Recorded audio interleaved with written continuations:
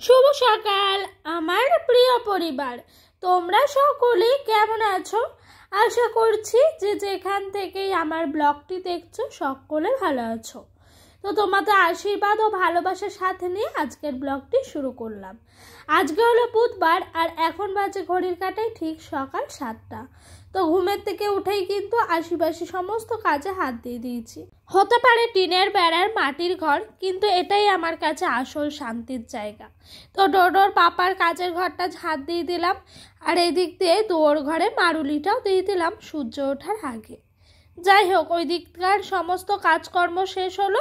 এবার এইদিকে সোজা চলে এসেছি উঠানটা ঝাঁট দিয়ে দিতে। আর এই দিকের উঠানটাই বেশিরভাগ ঝাঁট দিই, ওইদিকে তো বৃষ্টির জন্য ঝাঁট দেওয়াই হয় না, কাদা কাদা থাকে, তার জন্য এই দিকেরটাই আগে ঝাঁট দিয়ে দিচ্ছিলাম।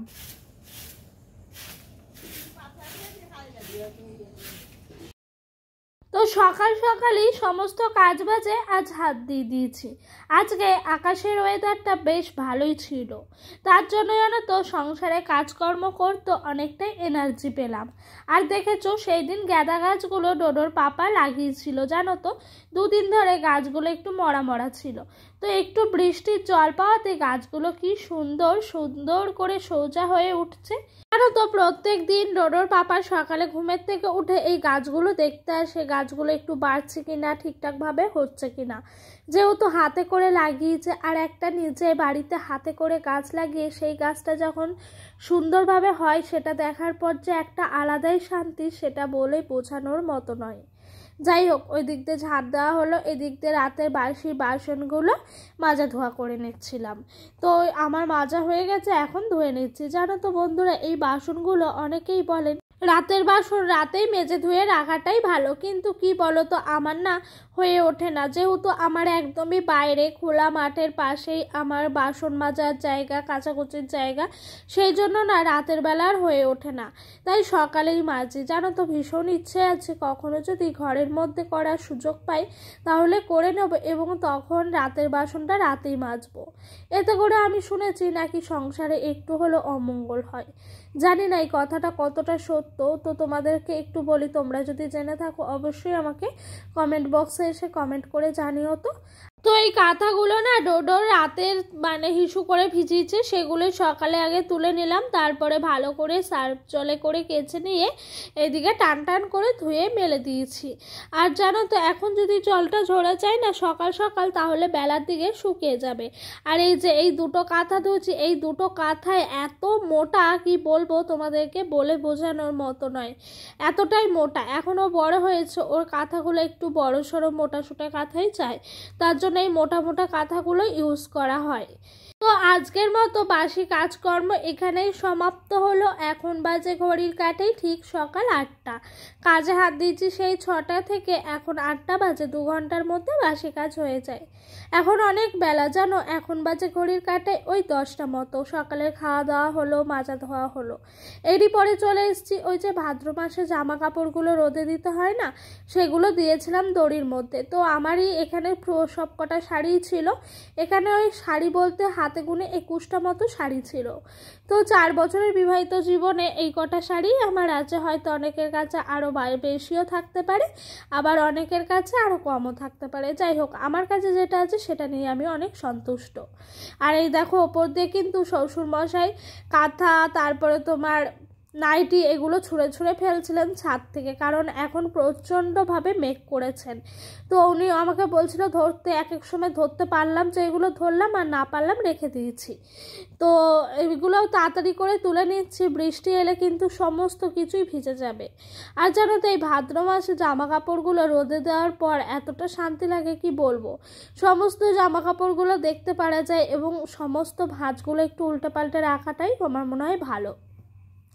তাই আমি আর শনি মঙ্গলবার বেছে নিলাম না, কারণ কি বলতো, আমার ছোট বাচ্চা আছে, তার সাথে এখন যা বৃষ্টি, সেই কারণে।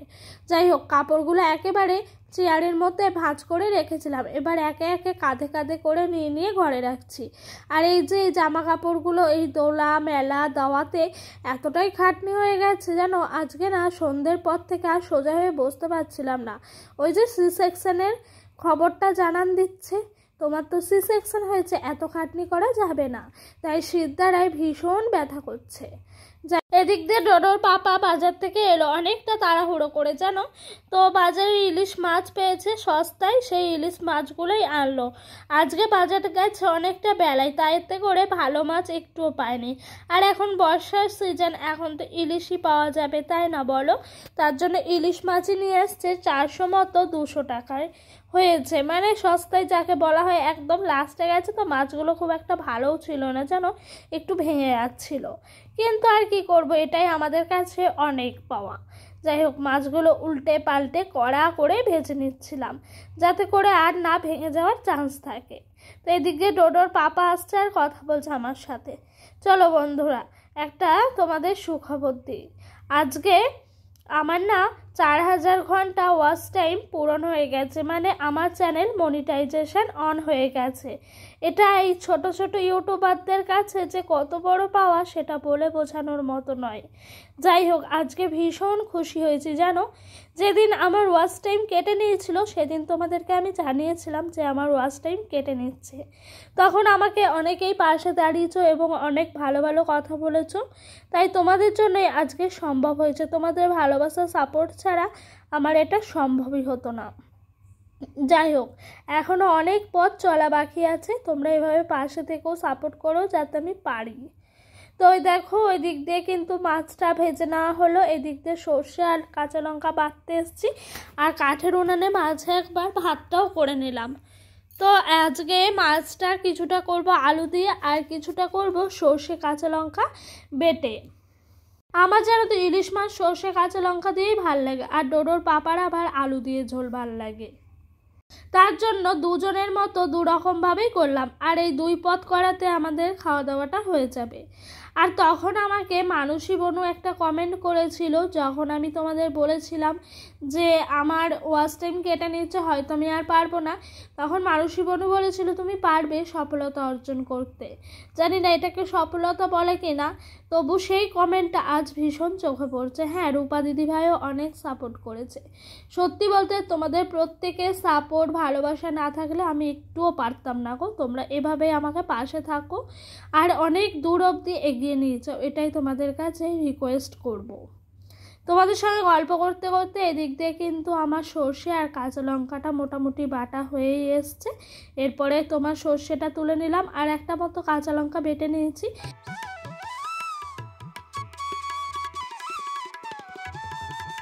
তোমাদের কাছে হাত জোর করে আবারও অনুরোধ করছি, তোমরা প্লিজ আমার পাশে থেকেও সাপোর্ট করো, ভালোবাসা দিও। তোমাদের ভালোবাসা সাপোর্ট ছাড়া আমি কিচ্ছু না, এত বড় প্ল্যাটফর্মে একেবারে জিরো। যাই হোক, ওই দিক দিয়ে মশলা বাটা হয়ে গেল, এই দিক দিয়ে সোজা চলে এসেছি একেবারে সর্ষে ইলিশটা করব। আর জানো তো আমার মাছ ভেজে ইলিশ খেতে একটুও ভাল লাগে না, কাঁচা যেই ইলিশ মাছটা থাকে সেটাকে তোমার ফুটন্ত জলে বা হাঁড়ির মধ্যে ভরে যেটা করা হয় সেটাই আমার ভাল লাগে, সেটাকে বলা হয় ইলিশ ভাপা। তো ওটাই আমার কাছে সবচাইতে বড় টেস্ট লাগে। আর এই যে ইলিশটা ভাজা হলো, এতে করে আমার মনে হয় গন্ধটা চলেই গেল, তাই জন্য এক এক সময় আমার ভালোই লাগে না, কিন্তু কি করব, এটা করতেই হবে।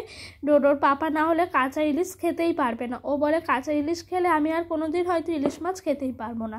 যাই হোক, আমার খাওয়ার থেকে ওর খাওয়াটাই আমার কাছে সবচেয়ে বড় ইম্পর্টেন্ট। জানো তো আজ রান্না বান্না করতে একটু দেরি হয়ে গেছে, যেহেতু ডোডোর পাপা বাজার থেকে এসছে দেরি করে। তো এখন ওই 1:30টা মতো বাজে। ডোডোকে এর মাঝে একবার স্নান করিয়ে নিয়েছি, করিয়ে ওকে ঘরে টিভি চালিয়ে বসিয়ে রেখেছি, আর এই দিক দিয়ে আমি কিন্তু রান্না বান্না একেবারে কমপ্লিট করতে চলে এসেছি। আর এরকমভাবে ঝাল টাল করতে ভীষণ ভাল লাগে, জানো এই রান্নাগুলো কি চটজলদি হয়ে যায় এবং খেতেও অনেকটাই টেস্টি হয়। ওদিক দিয়ে আমার মশলা কষানো হয়ে গেছে, তো মাছগুলো দিয়ে দিলাম, পরিমাপ মতো একটু জল দিয়ে দিলাম। আর মাছগুলো যেহেতু বললাম না প্রথমে একটু ভাঙা ভাঙা মানে ছিল, সেই জন্য ভালো করে ভাজতে হয়েছে কড়া করে, তাই একটু ঝোলের মধ্যে ডুবো ডুবো করার জন্যই, মানে একটু নরম করার জন্য একটু বেশি করে জলটা দিলাম। তো এখন প্রথমে মাছগুলোকে তুলে নিই, এরপরে কিন্তু গ্রেভিটা একেবারে ঢেলে নেবো।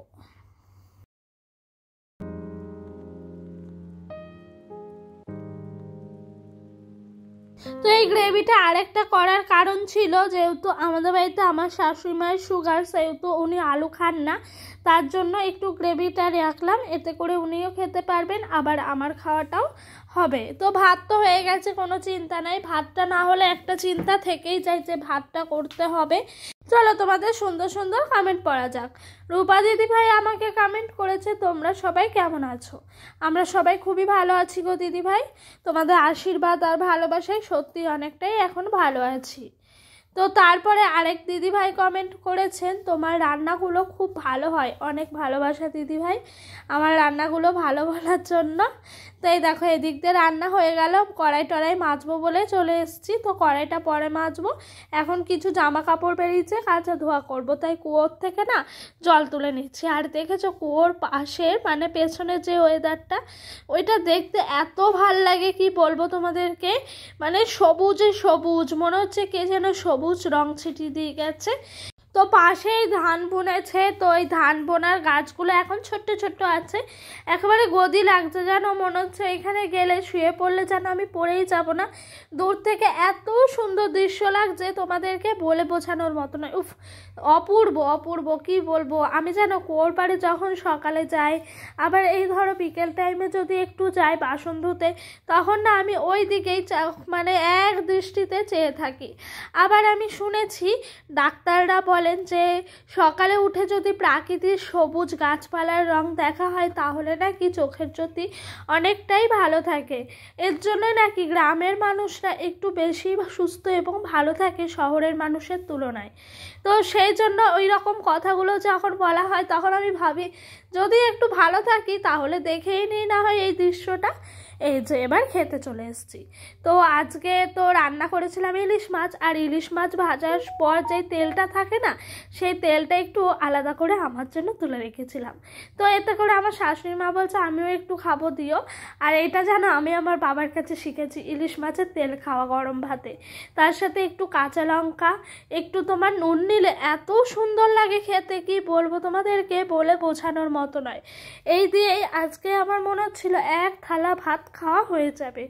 অনেক দিন পর খেলাম। যখন আমাদের বাড়িতে ইলিশ মাছ আনা হতো, তখন আমার বাবা মাকে বলতো যে আলাদা করে মাছ ভাজার পর আমার জন্য তেল তুলে রাখো। আর সেই খাওয়াটাই দেখে দেখে বাবার কাছ থেকেই শিখেছি। এখন বড় হয়েছি, নিজেই তুলে রাখি আর খাই। সত্যি বলতে আজকে যেন এত ভাল লাগছিল ভাতগুলো খেতে, তৃপ্তি করে খেলাম। তোমরা কি কখনো এভাবে কেউ খেয়েছো? আমাকে অবশ্যই কিন্তু বলো তো কমেন্ট বক্সে। আমার তো ভীষণ পছন্দ। ডোডোকে খাইয়ে ঘুম পাড়িয়ে দিয়েছি, নিজেও খেয়ে নিলাম। এবার চলে এসেছি এই কাপড়গুলো ভাঁজ করে নিলাম, যেগুলো রোদে দেওয়া ছিল। তো দেখে মনে হচ্ছে না যে একেবারে কাপড়ের বান্ডিল নিয়ে বসেছি, যেরকম দোকানে গেলে আমাদেরকে আর কি সাজিয়ে সাজিয়ে দেখায়, সেরকমটাই মনে হচ্ছে। এইদিকে সিল্কের শাড়িগুলো রেখেছি, ওইদিকে হ্যান্ডলুমে যে সমস্ত শাড়িগুলো আছে সেগুলো রেখেছি। আর এই শাড়িটা আমার কাছে ভীষণই স্পেশাল, এটি আমার শ্বশুরমশাই নিজের হাতে বুনেছিলেন জানো। তো এই শাড়িটি উনি আমার বিয়ের অনেক আগে নাকি বুনে রেখেছিলেন, বলেছিলেন ছেলের বিয়ের পর ছেলের বউকে দেবো। এইসব শাড়ির এখন কোনো প্রচলন নাই, কেউ পরে না, কিন্তু আমাকে দিয়েছিলেন অনেক রিকোয়েস্টের পর আমি একবার পরেছিলাম। যেহেতু তখন নতুন নতুন বিয়ে হয়েছিল, তো কালারিং পরতে চাইতাম, তো তখন বলার পর কিন্তু একবার পরেছিলাম। আর এই দেখো এদিকে আমার বিয়ের বেনারসি, আর এইদিকে একটা আছে বউ ভাতের বেনারসি। তো এই দুটো বেনারসি আমার কাছে অনেকটাই স্পেশাল, কারণ আমার স্পেশাল দিনের এই দুটোই ছিল আমার বেনারসি। তো এই দেখো এই বিয়ের বেনারসিটার কিন্তু একবার ভাঁজ খুললাম, খুলে উল্টে পাল্টে আবারও একবার ভাঁজ করে নিচ্ছি। তো এই বেনারসিটা যেন আমার দিদি পছন্দ করে আমায় এনে দিয়েছিল, আর যেটা বউ ভাতে দেখলে সেটা আমি পছন্দ করেছিলাম। তো যাই হোক, আজকের মতো ভিডিওটা না এখানেই শেষ করছি। তোমাদের যদি আমার ভিডিওটা ভালো লেগে থাকে অবশ্যই একটা লাইক আর একটা কমেন্ট করো। আর আমার যদি ভিডিওটা তোমাদের আরও ভালো লেগে থাকে, আমার এই ছোট্ট চ্যানেলটির পাশে একটি নতুন সদস্য হয়ে থেকে যেও। তো বন্ধুরা, আজকের মতো এখানেই শেষ করলাম। সবাই ভালো থেকো, সুস্থ থেকো, বাই। দেখা হবে নেক্সট ব্লগে।